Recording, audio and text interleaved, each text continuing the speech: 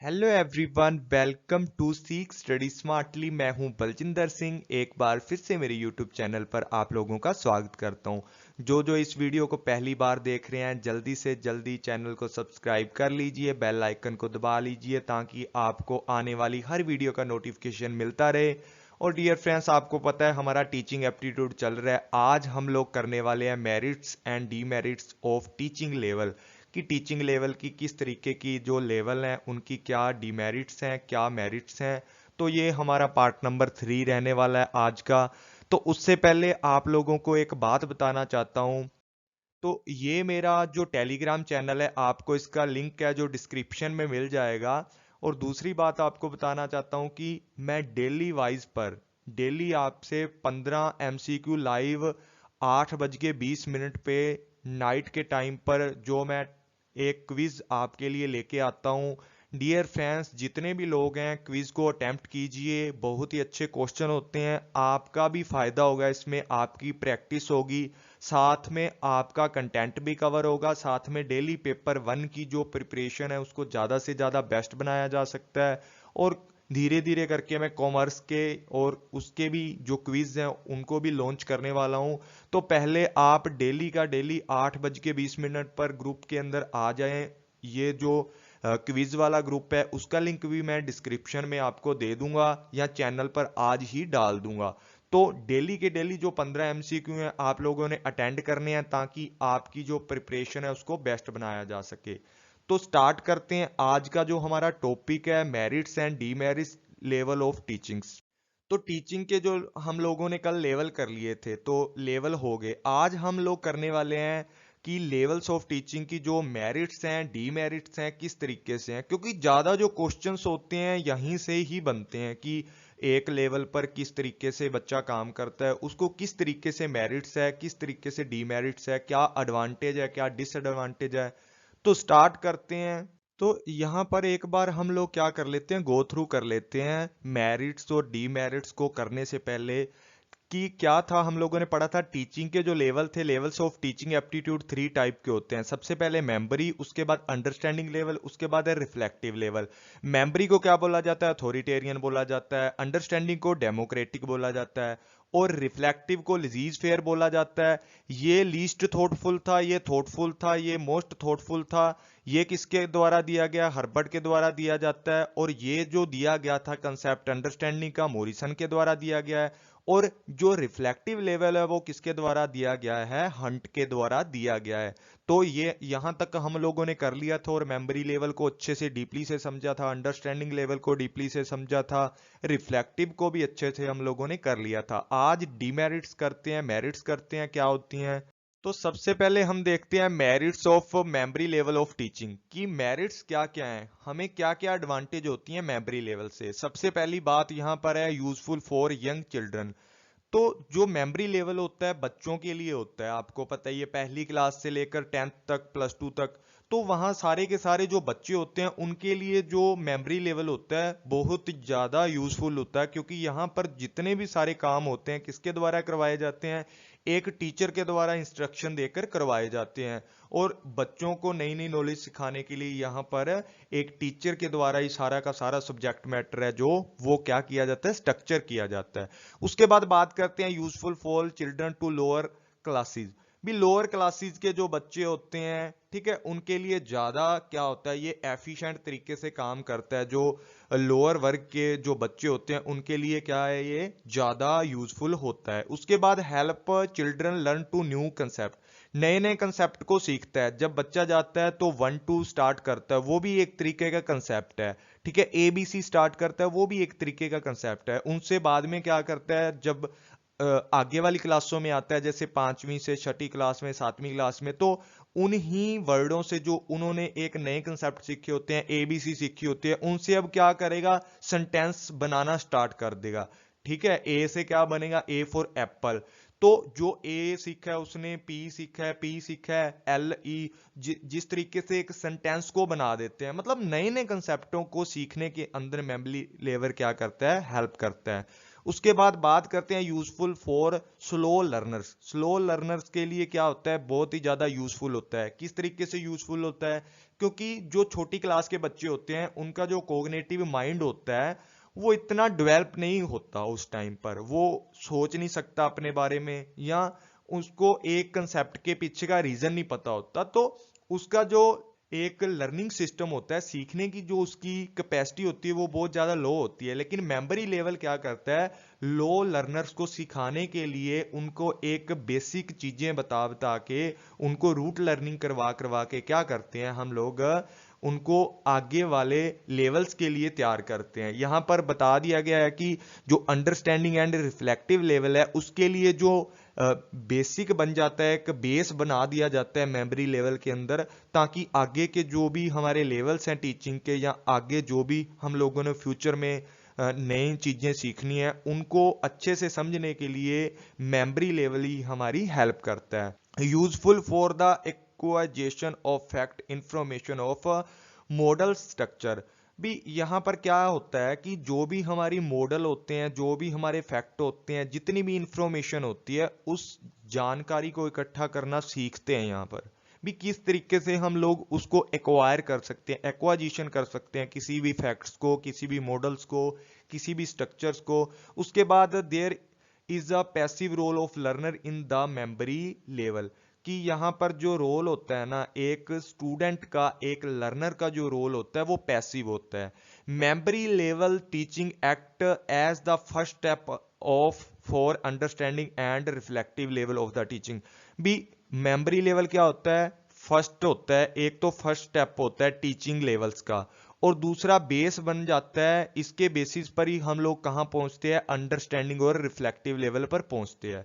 उसके बाद the knowledge acquired at the memory level teaching forms basis for future, कि हम लोग क्या करते हैं, जैसे ही अंडरस्टैंडिंग और रिफ्लेक्टिव लेवल में पहुंचते हैं तो हमारे पास जो मेमोरी लेवल पर जो हम लोगों ने नॉलेज इकट्ठी की होती है, नॉलेज एक्वायर्ड की होती है, उस नॉलेज को अब हम फ्यूचर में यूज करते हैं। जैसे पहली क्लास में हम ABC को सीखते हैं, 1 2 सीखते हैं, NR सीखते हैं, तो क्या करते हैं कि जब मेमोरी लेवल से अंडरस्टैंडिंग लेवल में जाते हैं तो हम लोग क्या करते हैं, जितना भी हम लोगों ने ABC सीखा होता है या 1 2 सीखा होता है, अब हम 1 2 की जगह पर क्या करते हैं, काउंटिंग तो हमें आ जाती है 5th क्लास तक, तो उसके बाद हम क्या करते हैं, काउंटिंग के जो वर्ड होते हैं या जो भी हमारे कंटेंट होता है जितना भी, उसको जोड़ना स्टार्ट कर देते हैं। जोड़ के हम मल्टीप्लिकेशन करना स्टार्ट कर देते हैं, ऐड करना स्टार्ट कर देते हैं, ठीक है, माइनस करना स्टार्ट कर देते हैं, गुना करना, जो भी है सारे के सारे कंसेप्ट को एक सेंटेंस के रूप में पेश करने लग जाते हैं। और ये किसकी बदौलत होता है, मेमोरी लेवल के क्या होता है, बदौलत होता है ये सारा काम, क्योंकि मेमोरी लेवल में हमारा जो बेस है वो बनाया जाता है। उसके बाद ही जो अंडरस्टैंडिंग और रिफ्लेक्टिव लेवल है वहां जाके हम लोग क्या कर सकते हैं, नई नॉलेज को सीख सकते हैं।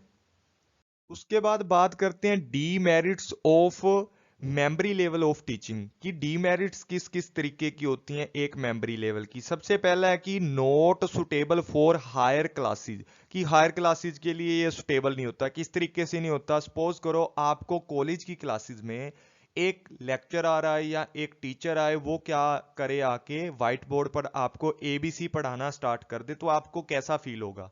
तो हम लोग ये बोलेंगे कि कैसा टीचर आ गया भाई, पका रहा है हमें। तो हायर जो क्लासेज होती हैं वहां पर जो मेथड यूज किए जाते हैं वो सारे रिफ्लेक्टिव लेवल या अंडरस्टैंडिंग लेवल के यूज किए जाते हैं। और जो भी वहां पर स्टडी मटेरियल होता है वो अनस्ट्रक्चर्ड होता है, कहीं से बच्चा खुद भी काम कर लेता है।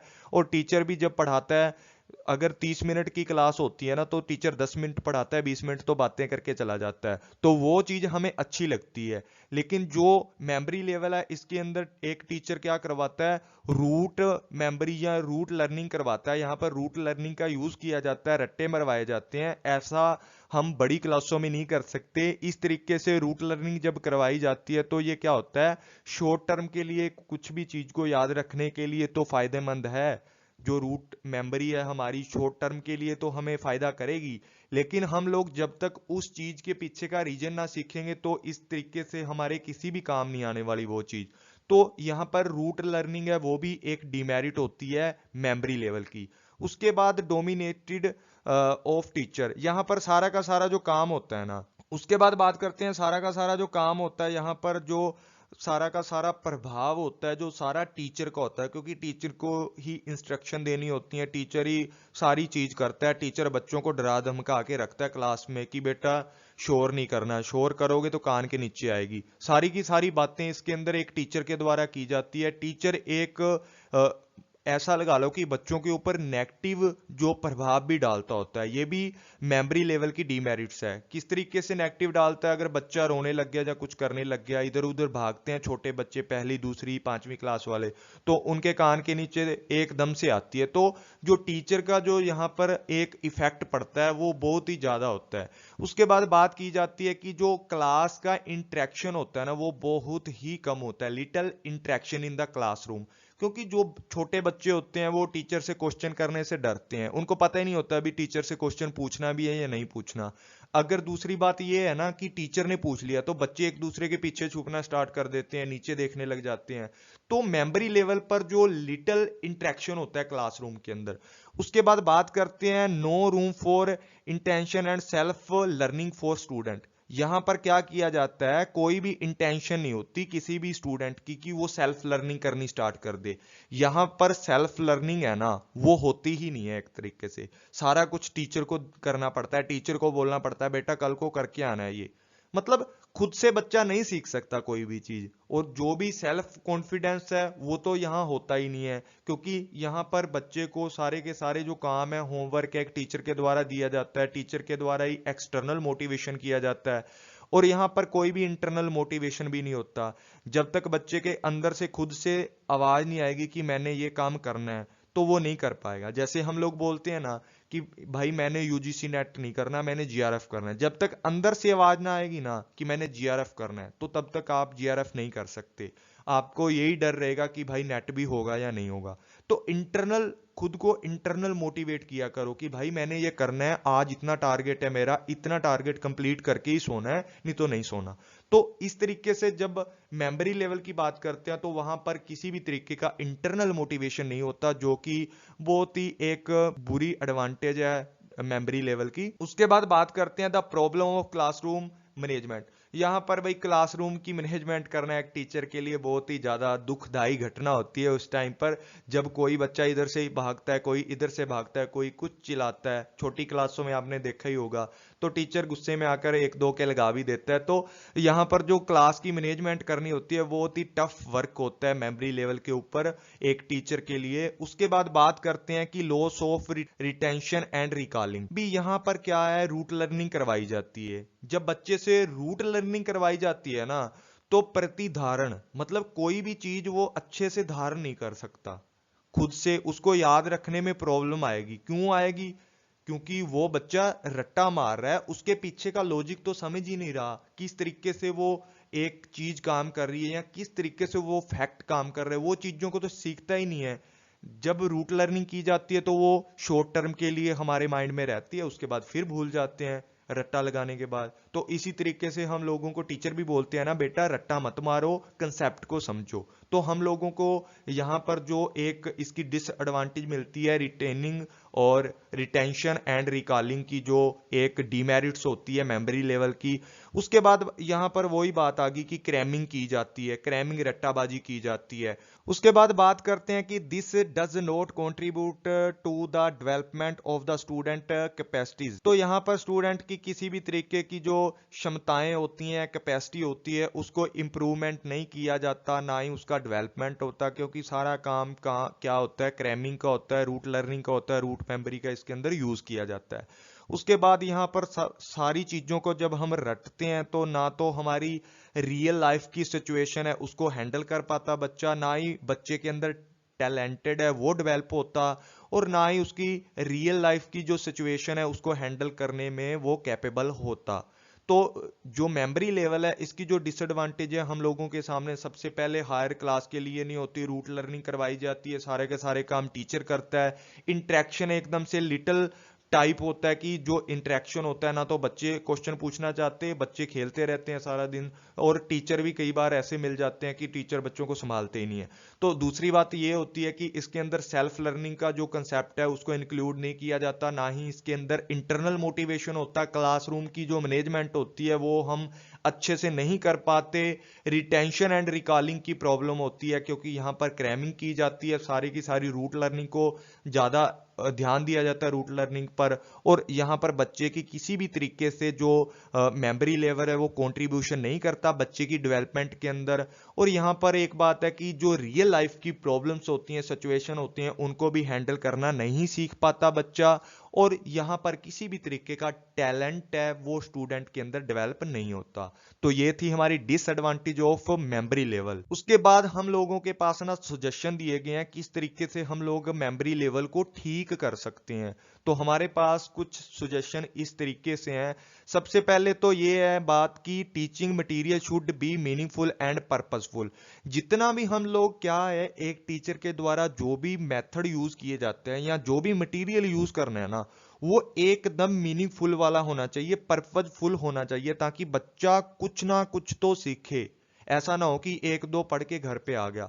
बस उसको इस तरीके से तैयार करना है कि जो भी कंटेंट उसको दिया जाना है ना, वो मीनिंगफुल हो या वो पर्पसफुल हो। उसके बाद क्या होता है, educate and appropriate teaching ads.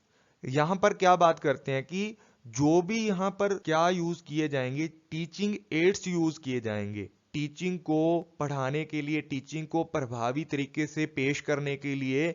जो भी एड्स यूज किए जाएंगे वो सारे के सारे एडुकेट हों, एप्रोप्रिएट हों। मतलब जो हम मीनिंगफुल या पर्पसफुल मटेरियल एक बच्चे के लिए तैयार करते हैं, उस बच्चे को समझाने के लिए जो मेथड यूज करने हैं ना, वो एकदम से एप्रोप्रिएट हों, पूरे उचित हों, ताकि बच्चा उन चीजों से क्या कर सके, नॉलेज को कैप्चर कर सके। उसके बाद क्या बात करते हैं कि यहां पर जो भी हमारा सब्जेक्ट मैटर है ना, उसको वेल सीक्वेंट बना दें, एकदम से स्टेप बाय स्टेप। जैसे मैंने टीचिंग एप्टीट्यूड का पहला चैप्टर लेके आया हूँ, दूसरा लेके आया हूँ, लेवल ऑफ टीचिंग है, आज इसकी मेरिट डीमेरिट्स कर रहे हैं। तो एक सीक्वेंट में चलना चाहिए मटेरियल। ऐसा नहीं है कि आज बच्चे को 10 तक गिनती सिखा दी, कल 40 से स्टार्ट कर दी, या 50 से स्टार्ट कर दी, 15 से स्टार्ट कर दी। तो ये थोड़ी बातें हैं ना, तो बीच वाले वो याद ही नहीं रख पाएगा जो 14, 15, 12 हैं। तो इस तरीके से जितना भी स्टडी मटेरियल है ना, जो सब्जेक्ट मैटर है, उसको इस तरीके से इंटीग्रेटेड किया जाना चाहिए, इस तरीके से वेल सीक्वेंट बनाना चाहिए, ताकि बच्चा हर चीज को आसानी से कैप्चर कर सके, उसको जीरो लेवल से हर चीज समझ आए। उसके बाद कंटिन्यूज एवेल्युएशन, कि जो भी बच्चों को हम लोग देते हैं ना, नेक्स्ट दिन हम लोगों को एवेल्युएशन करना चाहिए उस चीजों का।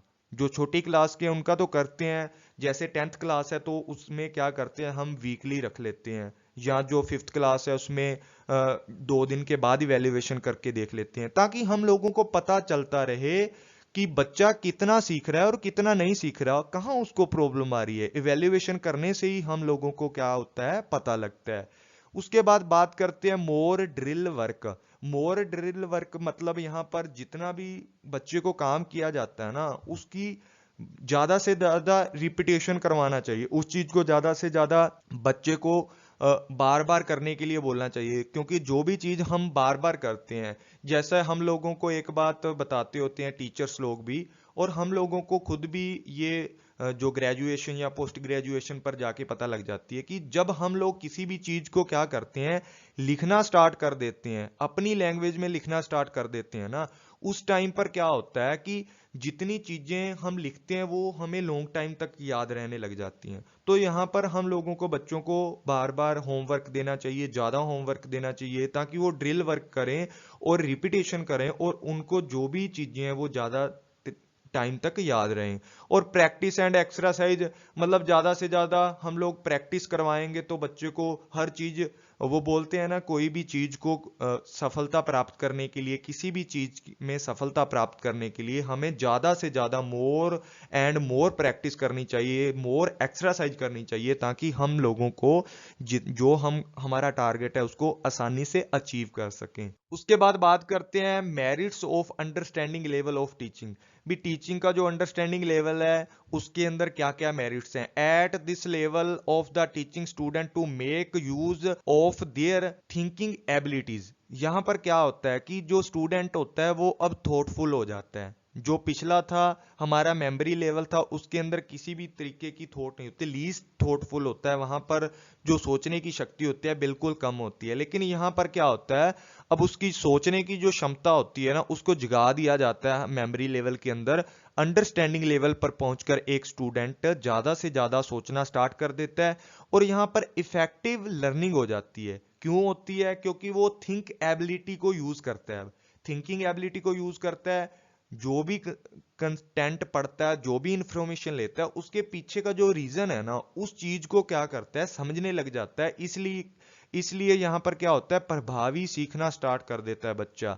उसके बाद बात करते हैं development of the different cognition abilities. और यहां पर क्या करता है बच्चा, अपनी जो अनुभूति है, अपनी जो कोग्निशन शक्ति है उनको ज्यादा डेवलपमेंट कर देता है, अलग अलग तरीके से डेवलप करना स्टार्ट कर देता है। जैसे हम लोग ऐड करना स्टार्ट कर देते हैं, मल्टीपल करना स्टार्ट कर देते हैं, हर चीज को भाग देना स्टार्ट कर देते हैं। जो भी हम चीजें सीखते हैं उन रूल रेगुलेशन को यूज करना स्टार्ट कर देते हैं, ताकि जितनी भी उसकी डिफरेंट कोग्निशन एबिलिटीज हैं उनको क्या कर सके, ज्यादा से ज्यादा डेवलपमेंट उनका हो सके। उसके बाद knowledge acquiring at the this level form the basis of the reflective level of the teaching. और जो यहाँ नॉलेज ली जाती है ना इस लेवल पर, जैसे हम लोग +2 से लेकर ग्रेजुएशन करते हैं, पोस्ट ग्रेजुएशन करते हैं, वो हमारा एक अंडरस्टैंडिंग लेवल के अंदर आता है, जहां पर हम लोग क्या करते हैं, जितनी भी नॉलेज सीखते हैं ना उस नॉलेज का यूज हम लोग क्या करते हैं, आने वाले रिफ्लेक्टिव लेवल पर करते हैं। क्यों करते हैं देखते हैं। जो भी, जैसे मैंने एग्जांपल दिया था कि रिसर्च का प्रोसीजर हम लोग क्या पढ़ते हैं, हमारी ग्रेजुएशन में, पोस्ट ग्रेजुएशन में पढ़ते हैं कि एक रिसर्च किस तरीके से की जाती है। सबसे पहले प्रॉब्लम डिसाइड करो, क्वेश्चन डिसाइड करो, सारी चीज़ों को डिसाइड करने के बाद डाटा कलेक्ट करते हैं। डाटा कलेक्ट करने के बाद उस मेथड कौन से यूज़ करने हैं, किस तरीके से उनको एनालाइज करना है, सारी चीज़ों को यूज़ करने के बाद हम लोग पता कर लेते हैं उसके बाद उसका सोल्यूशन क्या होगा। ठीक है, इस तरीके से हम लोग क्या करते हैं, यहाँ पर सारे के सारे जो काम सीखते हैं अंडरस्टैंडिंग लेवल पर, वो सारे कहाँ यूज किए जाते हैं, रिफ्लेक्टिव लेवल पर जाकर यूज किए जाते हैं। हम ऐसा मान सकते हैं कि जो अंडरस्टैंडिंग लेवल है ना वो एक बेस बन जाता है रिफ्लेक्टिव लेवल के लिए। उसके बाद बात करते हैं कि इफेक्टिव क्लासरूम जो इंटरेक्शन होता है, यहाँ पर प्रभावी कक्षा बातचीत की जाती है। किस तरीके से की जाती है, क्योंकि यहाँ पर जो स्टूडेंट है वो भी क्या करता है, अपने डाउट क्लियर करने के लिए अलग अलग तरीके से क्वेश्चन पूछता है, टीचर से नोट्स मांगता है, टीचर को बोलता है सर मुझे ये चैप्टर नहीं आता आप करवा दें। तो यहाँ पर जो क्लासरूम का इंटरेक्शन होता है बहुत ही ज्यादा इफेक्टिव होता है, इफेक्टिव क्लासरूम इंटरेक्शन यहाँ पर होता है। और साथ में जो स्टूडेंट है वहां पर क्या करते हैं, क्वेश्चन पूछना स्टार्ट कर देते हैं। उसके बाद बात करते हैं जो भी यहाँ सब्जेक्ट मैटर होता है सारा का सारा सीक्वेंट वाइज करवाया जाता है एक टीचर के द्वारा। उसके बाद यहाँ पर बात करते हैं कि जो भी हमारे नए फैक्ट होते हैं, जो हम अंडरस्टैंडिंग में जो भी नॉलेज लेते हैं उस नॉलेज को, या जो भी हम मेमोरी लेवल में सीख के आते हैं उस नॉलेज से रिलेटेड जो हमारे प्रीवियस कंसेप्ट होते हैं उनका यूज करके हम नई नई चीजों को सीखना स्टार्ट कर देते हैं। जैसे हम लोगों ने पहली क्लास में सीखा होगा एक, अब दूसरी क्लास में हम लोगों ने, या 5वीं क्लास में हम लोगों ने सीखा कि 1 और 1 2 होते हैं, और 10th क्लास में हम लोगों ने सीख लिया 1 + 1 + प्लस ये करके हम लोगों ने सीख लिया कि ये 3 होते हैं। तो इस तरीके से हम पुरानी जो नॉलेज है वहां से क्या करते हैं, नए कंसेप्टों को बनाना स्टार्ट कर देते हैं। उसके बाद बात करते हैं कि यहाँ पर रूट लर्निंग की कोई भी जरूरत नहीं होती। यहाँ पर बच्चा क्या करता है, फैक्ट के जो पीछे का पर्पस होता है, फैक्ट का रीजन होता है, वो अपने पर्पस के लिए उसको समझना स्टार्ट कर देता है कि भाई मैंने ये चीजें सीखनी है ताकि मेरे को आने वाली क्लास में भी हेल्प हो। तो यहाँ पर जो एक स्टूडेंट होता है उसका जो काम होता है वो रूट लर्निंग करना नहीं होता और टीचर भी उनको क्या करता है, फैक्ट सिखाने की कोशिश करता है। उसके बाद बात करते हैं कि अंडरस्टैंडिंग लेवल के ऊपर जो बहुत सारे मैंने और भी ऐड किए हैं, इनकी जो मेरिट्स होती हैं। Understanding level help to student in the acquisition of the fact information more effective rather than the memory level. कि यहाँ पर क्या होता है कि जो मेमोरी लेवल है वहां से ज्यादा अच्छे से समझने की, क्योंकि ये लेवल अप हो गया, तो यहाँ पर कोई भी इंफॉर्मेशन को समझने के लिए वो क्या करता है, इफेक्टिव तरीके का यूज करता है और बहुत ही अच्छे से उस नॉलेज को कैप्चर करना स्टार्ट कर देता है। यहाँ पर रिटेन करके रखना लग जाता है स्टूडेंट, क्योंकि अब फैक्टों को सीखने लग गया। जब फैक्टों को समझ लेते हैं तो रिटेंशन करने में हमारी क्या होती है, ज्यादा हेल्प होती है। लॉन्ग टर्म तक हम अब किसी भी चीज को काफी लंबे तक याद रखने में हमारी हेल्प हो जाती है। उसके बाद बात करते हैं कि जो हमारा अंडरस्टैंडिंग लेवल होता है, it helps through student to learn generalisation rule principles theories build up on the basis of individual fact and special example देकर हम बच्चों को यहाँ पर चीजें समझाते हैं। और बच्चे भी क्या करते हैं, जो प्रिंसिपल्स होते हैं, जो रूल रेगुलेशन होते हैं या जो भी थ्योरीज दी होती हैं किसी भी राइटर के द्वारा, उन चीजों को समझते हैं, उनको एक इंस्ट्रूमेंट की तरह यूज करते हैं अपनी एबिलिटी को डेवलप करने के लिए। और यहाँ पर जितने भी क्या होती हैं पुरानी नॉलेज होती है उसका यूज करके जितनी भी रियल लाइफ की सिचुएशन की प्रॉब्लम्स होती हैं, जितने भी हमारे सामने फैक्ट निकल कर आते हैं आउटसाइड द स्कूल, जो भी हमारे सामने प्रॉब्लम्स आती हैं उनको समझना स्टार्ट कर देते हैं और उनका सोल्यूशन करना स्टार्ट कर देते हैं। उसके बाद यहाँ पर जो भी प्रोसीजर वगैरह यूज किए जाते हैं, बहुत सारे एनालाइजेशन किया जाता है, कंपैरिजन किया जाता है, ड्राइंग की जाती है, प्रिंसिपल सीखे जाते हैं, जनरलाइजेशन रूलों को सीखकर, थ्योरी को सीखकर उनको अप्लाई करना सीख जाते हैं। कहाँ सीखा जाता है, अंडरस्टैंडिंग लेवल पर। उसके बाद it provides opportunities for organised and systematical teaching and learning.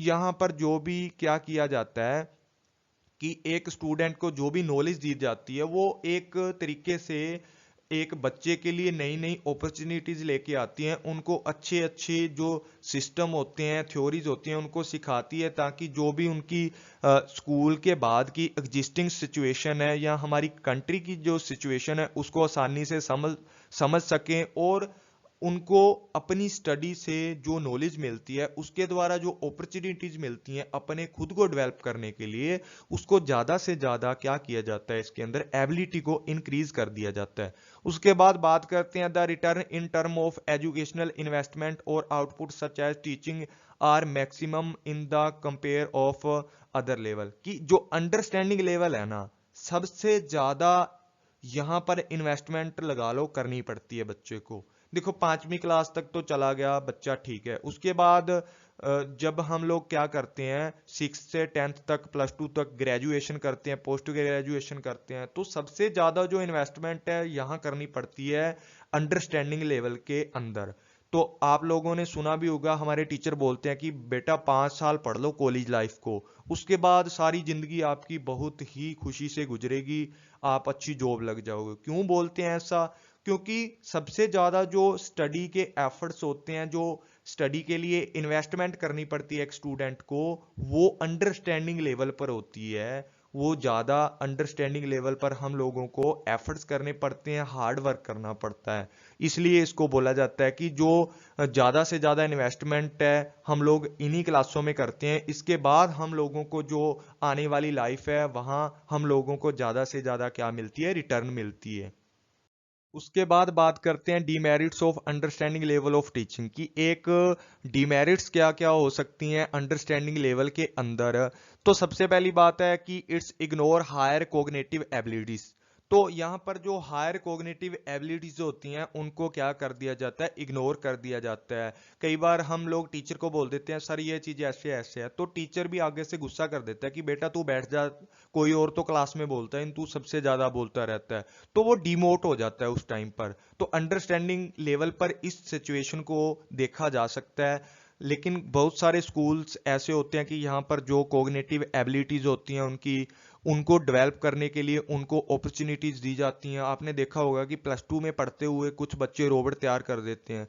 तो वहां पर अलग अलग इन्वायरमेंट का जो फर्क होता है, लेकिन ज्यादातर अंडरस्टैंडिंग लेवल पर क्या कर दिया जाता है, हायर कोग्निटिव एबिलिटीज को इग्नोर कर दिया जाता है। उसके बाद यहाँ पर जो internal less emphasise on intrinsic motivation, कि जो इंटरनल मोटिवेशन होता है ना, वो यहाँ पर कम काम करता है, या हमें इंटरनल मोटिवेशन की यहाँ ज़्यादा ज़रूरत होती है लेकिन हमें मिल नहीं पाता वो, या हमें कोई मोटिवेट एक्सटर्नल से करे तो हम लोग इंटरनल मोटिवेशन होना स्टार्ट कर देते हैं, लेकिन यहाँ पर क्या होता है, इंटरनल जो मोटिवेशन है उसकी कमी होती है। और यहाँ पर जो इंडिविजुअलाइजेशन लर्निंग होती है ना, वो कंसेप्ट यहाँ पर देखने को नहीं मिलता।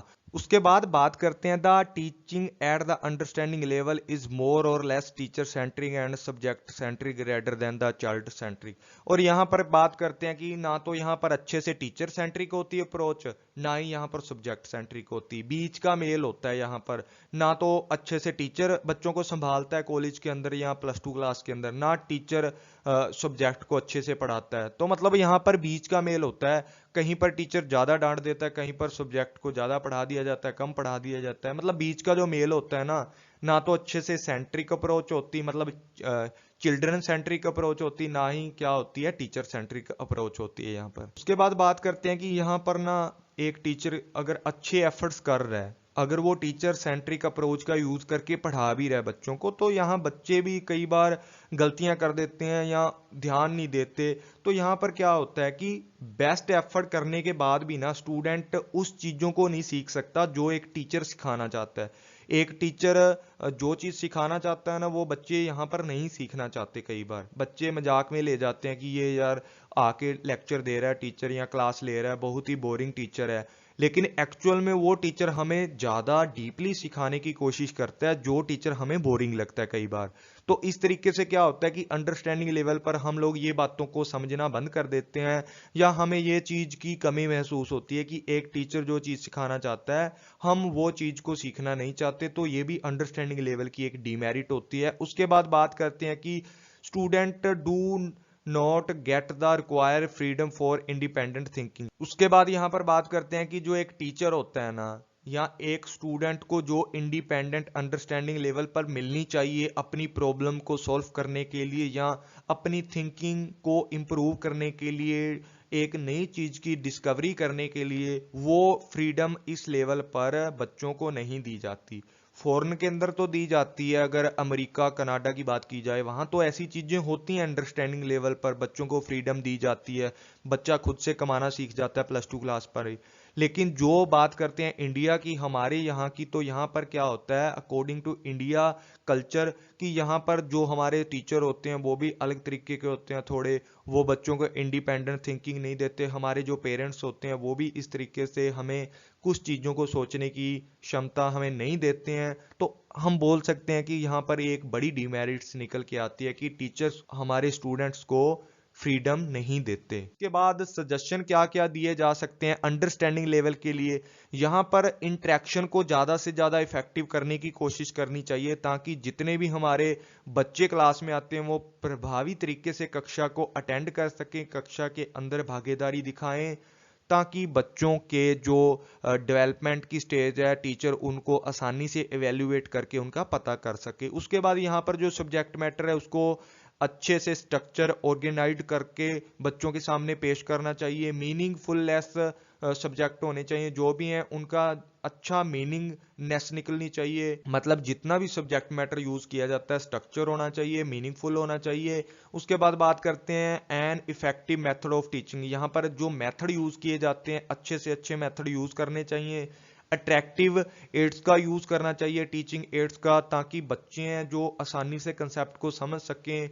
और प्रॉपर क्लासरूम का जो इन्वायरमेंट होता है, कक्षा के लिए जो उचित इन्वायरमेंट होना चाहिए, वो यहाँ पर बच्चों को प्रदान करना चाहिए, ताकि बच्चा डिस्टरबेंस से दूर रहकर जितनी भी वो कंसेप्ट को सीखना चाहता है, जो भी उसका सब्जेक्ट मैटर है, उसको आसानी से सीख सके। उसके बाद बात करते हैं मेरिट्स ऑफ रिफ्लेक्टिव लेवल, कि एक रिफ्लेक्टिव लेवल के ऊपर किस तरीके की जो मेरिट्स देखने को मिलती है, एडवांटेज देखने को मिलती हैं। सबसे पहले आपको पता ही है कि ये मोस्ट थॉटफुल होती है। यहाँ पर बच्चा खुद से हर चीज को सोच सकता है, उसकी जो विचारण शक्ति होती है वो बहुत ही ज्यादा हाई लेवल की होती है और लर्नर सेंट्रिक अप्रोच होती है। यहाँ पर बच्चे को हर चीज के लिए आजादी होती है, बच्चा हर काम खुद से करना सीख जाता है, उसको हर सब्जेक्ट अपने आप कंप्लीट करना पड़ता है। जो भी उसने अपने काम के ऊपर ध्यान देता है, जैसे रिसर्च करनी है, उसके लिए डाटा इकट्ठा करना है, हर काम बच्चे को खुद से करना पड़ता है।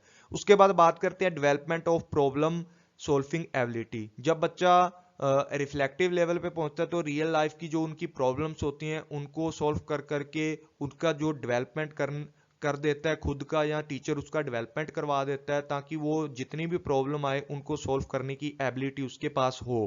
तो ये लेवल एक तरीके से चिल्ड्रन के लिए क्या होता है, यहाँ पर गिफ्टेड होता है। तो यहाँ पर बच्चे हैं सारी चीजें आजादी से करते हैं, अपने टीचर्स के साथ बैठ के खाना खा सकते हैं, उनसे हंसी मजाक कर सकते हैं। तो इस तरीके से हम इसको बोल सकते हैं कि ये यूजफुल होता है गिफ्टेड चिल्ड्रन के लिए। उसके बाद बात करते हैं कि प्रोवाइड्स मैक्सिमम फ्लेक्सिबिलिटी। यहाँ पर फ्लेक्सिबिलिटी क्यों होती है, क्योंकि मैंने पहले ही बता दिया, यहाँ पर टीचर के साथ किसी भी तरीके से बातचीत कर सकते हैं, उनके साथ बैठ के खाना तक खा सकते हैं। जो पीएचडी करते हैं, जो टीचर बनने वाले होते हैं या हायर लेवल पर काम करते हैं, तो जो भी उनके मेंटर्स होते हैं उनके साथ हंसी मजाक चलता रहता है। एक ओपन इन्वायरमेंट होता है यहाँ पर, जो क्लासरूम का जो इन्वायरमेंट होता है वो एकदम से ओपन होता है। उसके बाद यहाँ पर सेल्फ मोटिवेशन होता है, बच्चा इंटरनली मोटिवेशन स्वयं को करता रहता है, खुद को मोटिवेट करता रहता है, क्योंकि उसको सारे काम खुद से करने हैं। बच्चा दूसरों के ओर देख देख कर खुद मोटिवेशन होना स्टार्ट कर देता है। उसके बाद यहाँ पर क्रिएटिविटी को डेवलपमेंट मिल जाती है, बच्चा नई नई चीजें खुद से बनाने लग जाता है, नई नई थ्योरी बना देता है, नए नए मॉडल्स तैयार कर देता है। और उसके बाद यहाँ पर क्या होता है कि ये लर्नर सेंट्रिक अप्रोच होती है। यहाँ पर खुद के जो गोल होते हैं उनको पूरा करने के लिए एक बच्चा खुद के रास्ते बनाता है। और यहाँ पर क्या होता है, एकदम से मिच्योर होता है पर्सन, बहुत ज्यादा मिच्योर होता है। यहाँ पर एक स्टूडेंट एक पीक लेवल बोल सकते हैं, मिच्योरिटी का पीक लेवल होता है, स्टूडेंट वहां पर होता है। उसके बाद बात करते हैं हम, उसके बाद यहाँ देख लेते हैं हम कि यहाँ पर क्या होता है, प्रॉपर इन डेवलपमेंट का इन्वायरमेंट होता है। और यहाँ पर क्या करता है, एक स्टूडेंट होता है, उसकी हेल्प होती है कि वो इंटेंचुअल जो उसकी पावर है उसको ज्यादा से ज्यादा डेवलपमेंट कर सके, उसको इम्प्रूवमेंट कर सके, और अपनी आने वाली जो अपॉर्चुनिटीज हैं उनके लिए वो अच्छे से खुद को तैयार कर सके और प्रॉपर उनका यूटिलाइजेशन कर सके। यह प्रॉब्लम सॉल्विंग जो स्किल होती है या इनसाइड सोचने की, डीपली थिंकिंग करने की जो स्किल होती है उनको डेवलप कर लेता है। और यहाँ पर एक टीचर के पास क्या होता है, बहुत ही ज्यादा फ्रीडम होती है, किसी भी तरीके का रिजिडनेस यहाँ पर नहीं होती। यहाँ पर क्या होता है, जो टीचर और स्टूडेंट का जो एक इंटरेक्शन होता है या लेवल होता है, जो आपस में रिलेशनशिप होता है, उसका जो लेवल होता है एकदम से क्या होता है, डिफरेंट नेचर का होता है। और फॉर्मल कोर्स को यहाँ पर यूज किया जाता है, क्योंकि जो पीएचडी वगैरह हम करते हैं वो सारा का सारा काम है फॉर्मल तरीके से करना पड़ता है। लेकिन जो रिलेशनशिप होता है वो एकदम फ्रीडम होता है उनके अंदर, वो आपस में अच्छे से बातचीत कर सकते हैं, या एक टीचर के साथ हंसी मजाक भी कर लिया जाता है इस लेवल के ऊपर। उसके बाद teaching at the level problem centric, इसको प्रॉब्लम सेंट्रिक भी बोला जाता है। जो रिफ्लेक्टिव लेवल होता है हमारा, यहाँ पर क्रिएटिविटी की जाती है, नई नई चीजों को सीखता है, डिस्कवरी करता है नई नई चीजों की, नए नए फैक्टों को जनरलाइजेशन करता है, या जो भी हमारे रूल रेगुलेशन होते हैं उनको किस तरीके से अप्लाई करने हैं, एप्लीकेशन सीखता है। यहाँ पर एक स्टूडेंट के द्वारा नए नए फैक्टों को रिकॉल करके उनको मतलब वेरीफाई करके, या ऐसा देखा जाता है कि कोई चीज किस तरीके से काम करती है, उन सारी चीजों को रिफ्लेक्टिव लेवल के अंदर सीखता है। ये इसकी बहुत ही अच्छी एडवांटेज है। उसके बाद यहाँ पर बात करते हैं कि teaching at the level make classroom environment quite democratic healthy living and exciting. यहाँ पर क्या होता है कि जो भी हमारा इन्वायरमेंट होता है, इंटरेक्शन होती है ना जो टीचर के अंदर, वो फ्रीली होती है, पहले ही बता दिया गया है। उसके बाद जो इन्वायरमेंट होता है इतना एक्साइटिंग होता है, इंटरेस्टिंग होता है, हमारा भी दिल करेगा कि यार जल्दी से जल्दी सुबह हो, हम क्लासरूम में जाएं, क्योंकि ऐसे ही हमें इस लेवल पर ऐसे ही फ्रेंड मिलते हैं, हंसी मजाक करते रहते हैं। तो इस तरीके से हम बोल सकते हैं कि बहुत ही ज्यादा रोमांचक जो लेवल होता है ये टीचिंग का, जिसको रिफ्लेक्टिव लेवल बोला जाता है। उसके बाद बात करते हैं कि डीमेरिट्स क्या क्या होती हैं रिफ्लेक्टिव लेवल की। आपको पता ही कि रिफ्लेक्टिव लेवल क्या होता है, रिलेटेड होता है प्रॉब्लम सेंट्रिक, यहाँ पर प्रॉब्लम का सोल्यूशन किया जाता है। लेकिन लोअर क्लास के जो स्टूडेंट होते हैं वो क्या होते हैं, कैपेबल नहीं होते किसी भी प्रॉब्लम को सॉल्व करने के लिए। उसके बाद आपको पता ही है कि पीएचडी करने में 3-4 साल तो लग ही जाते हैं भाई, बंदा बूढ़ा भी हो जाता है कई बार तो पीएचडी करता करता। तो ये टाइम कंज्यूमिंग जो प्रोसेस होती है। उसके बाद इसमें बताया गया कि this level of teaching is not suitable for Indian classroom, कि इंडिया के अंदर इस लेवल का ज़्यादा यूज़ नहीं किया जाता, रिफ्लेक्टिव लेवल ज़्यादा क्या है, सुटेबल नहीं है। उसके बाद बात करते हैं it is not applicable for dull student. जो डल स्टूडेंट होते हैं, जो सुस्त स्टूडेंट होते हैं, उन पे ये अप्रोच लागू नहीं की जा सकती, क्योंकि भाई एक तो ये लॉन्ग टर्म होती है और दूसरा अगर स्टूडेंट सुस्त मिल जाए तो फिर तो भाई बूढ़ा ही हो जाएगा वो पीएचडी करता करता। उसके बाद बात करते हैं कि यहाँ पर जो क्या होता है कि बहुत ज़्यादा बर्डन दे देता है एक टीचर स्टूडेंट के ऊपर, क्योंकि सारे काम ही एक स्टूडेंट को करने होते हैं, स्टडी मटेरियल स्टूडेंट को देना होता है इकट्ठा करके, या जो भी अपनी रिसर्च का डाटा होता है उसके लिए बहुत सारा काम करना होता है, बहुत सारे वर्क, एक मेंटर के वर्क भी स्टूडेंट को करने पड़ते हैं। तो यहाँ पर एक टीचर के द्वारा ना बहुत ज़्यादा बर्डन दे दी जाती है स्टूडेंट के ऊपर। उसके बाद बात करते हैं कि जो यहाँ पर जो फॉर्मल हमारा कोर्स होता है वो एकदम से अब्सेंट होती है, उसकी फॉर्मल वर्क यहाँ पर कम होता है, ज़्यादा इनफॉर्मल वर्क यहाँ पर किया जाता है। सारा का सारा जो सिस्टमेटिकल वर्क होता है इसके अंदर, जो ऑर्गेनाइज्ड सब्जेक्ट हम लोग सब्जेक्ट मटेरियल इसके अंदर, उसकी क्या होती है, कमी होती है यहाँ पर, क्योंकि सारा जो काम है एक स्टूडेंट के द्वारा पता नहीं कहाँ कहाँ से डाटा इकट्ठा करना पड़ता है।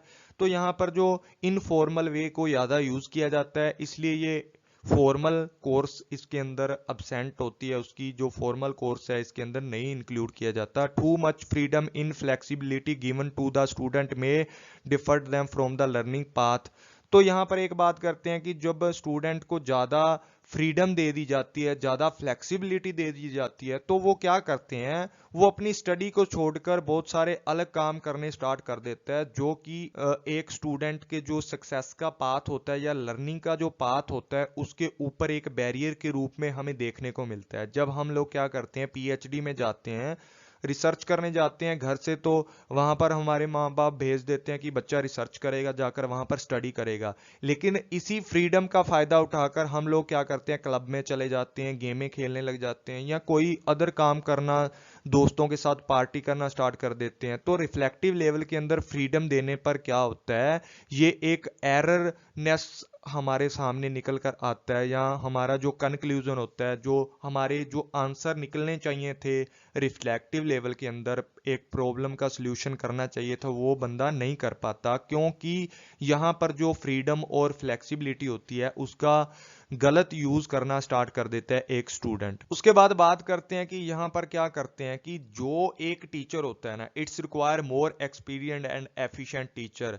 जो हमें टीच करेगा या हमें पीएचडी के लिए गाइड करेगा, हमारा जो मेंटर होगा, वो एकदम से एक्सपीरियंट पर्सन होना चाहिए, एफिशिएंट टीचर होना चाहिए, उसको हर प्रॉब्लम के बारे में पता हो, तभी वो अपने स्टूडेंट को बता सकता है, अपने स्टूडेंट को समझा सकता है, या स्टूडेंट क्या कर सकता है, उसके अंडर रहकर अपनी रिसर्च को कवर कर सकता है। तो यहाँ पर कमी आ जाती है, हमारे पास एफिशिएंट जो टीचर होते हैं वो हमें नहीं मिल पाते, और ना ही एक एक्सपीरियंस्ड जो टीचर होता है वो ना मिले, तो रिफ्लेक्टिव लेवल के अंदर एक स्टूडेंट अपना काम पूरा नहीं कर सकता, अपनी प्रॉब्लम को अच्छे से सॉल्व नहीं कर सकता। और उसके बाद हम बात करते हैं suggestion for the reflective level of teaching. तो रिफ्लेक्टिव लेवल के लिए जो सजेशन दिए जाते हैं वो किस तरीके से होते हैं, यहाँ पर हमें प्रॉपर इन्वायरमेंट मिलना चाहिए, जो एटमॉस्फेयर है हमारा वो एक अच्छा माहौल होना चाहिए स्टडी का, तभी एक स्टूडेंट यहाँ पर आके काम करेगा, नहीं तो वो बाहर जाके दोस्तों के साथ पार्टी करना स्टार्ट कर देगा। तो यहाँ पर एक जो इन्वायरमेंट होता है, अच्छा माहौल एक स्टूडेंट को मिलना चाहिए, तभी वो क्या करता है, अपना काम करना स्टार्ट कर देता है, या अपनी जो स्टडी है उसके ऊपर ध्यान देता है। उसके बाद क्रिएटिंग प्रॉब्लमेटिकल सिचुएशन, यहाँ पर जो एक प्रॉब्लम जैसी सिचुएशन को क्रिएट करना चाहिए और उसके ऊपर एक स्टूडेंट को वर्क करना चाहिए, या जो भी रियल लाइफ की प्रॉब्लम्स है उनके ऊपर ज़्यादा से ज़्यादा ध्यान देना चाहिए, उनको सॉल्व करने की कोशिश करनी चाहिए, क्योंकि रिफ्लेक्टिव लेवल के ऊपर हमारा जो काम होता है, प्रॉब्लम सेंट्रिक अप्रोच का यूज करते हैं हम यहाँ पर। जो हमारे सामने प्रॉब्लम आती है उसको या तो आर्टिफिशियल रूप से क्रिएट कर लें, या उस प्रॉब्लम को रियल लाइफ की सिचुएशन की प्रॉब्लम को लेकर यहाँ पर उनके ऊपर एक स्टूडेंट को काम करना चाहिए। उसके बाद यहाँ पर ना प्रॉपर डायरेक्शन मिलनी चाहिए। एक टीचर के द्वारा स्टूडेंट को प्रॉपर डायरेक्शन देते रहना चाहिए ताकि वो अपने सक्सेस के या लर्निंग के पाथ से वो भटक ना जाए। उसको टाइम टू टाइम मोटिवेशन करें या दिशा निर्देश देनी चाहिए, एक स्टूडेंट को उचित दिशा दें ताकि वो बच्चा अपनी जो रिसर्च कर रहा है या जो भी पीएचडी कर रहा है उसको टाइम टू टाइम क्या कर सके, पूरा कर सके। उसके बाद प्रॉपर इवेल्युएशन कि भाई 6 महीनों के बाद या 2 महीनों के बाद, 4 महीनों के बाद जो भी रिसर्च का डाटा एक स्टूडेंट के द्वारा इकट्ठा किया है उस डाटे को चेक करवा के अपने टीचर से इवेल्युएशन करवाना चाहिए एक स्टूडेंट को, ताकि उसको पता लगता रहे कि मैंने कहाँ क्या करना है और कौन सी चीजें मैंने इकट्ठी करनी है। उसके बाद प्रॉपर एटमॉस्फेयर, ये मैंने बता ही दिया कि अच्छा इन्वायरमेंट होना चाहिए। उसके बाद क्या करते हैं कि यहाँ पर एनकरेज किया जाता है इंडिपेंडेंट लर्निंग को, बच्चे को खुद स्वतंत्र रहकर शिक्षा को सीखने के लिए मोटिवेट करना चाहिए यहाँ पर बच्चों को, ताकि वो अपना काम स्वयं कर सकें, जो प्रॉब्लम्स आती हैं रियल लाइफ में उनको सॉल्व कर सकें, एक अच्छा टीचर बन सके, एक अच्छा इंजीनियर बन सके, डॉक्टर बन सके। तो उसके लिए इंडिपेंडेंट सीखना स्टार्ट करना चाहिए। तो हमें भी इंडिपेंडेंट किसी भी काम को करना सीखना चाहिए ताकि हमारी जो रियल लाइफ प्रॉब्लम है उनको आसानी से हैंडल कर सके। तो थैंक यू ऑल फ्रेंड्स, आज के लिए इतना ही था। आई होप कि आपको वीडियो अच्छी लगी होगी। प्लीज़ वीडियो को शेयर लाइक कर दें ताकि आपके लिए नई वीडियो जल्दी से जल्दी लेकर आऊँ। Thank you all friends, take care, bye bye.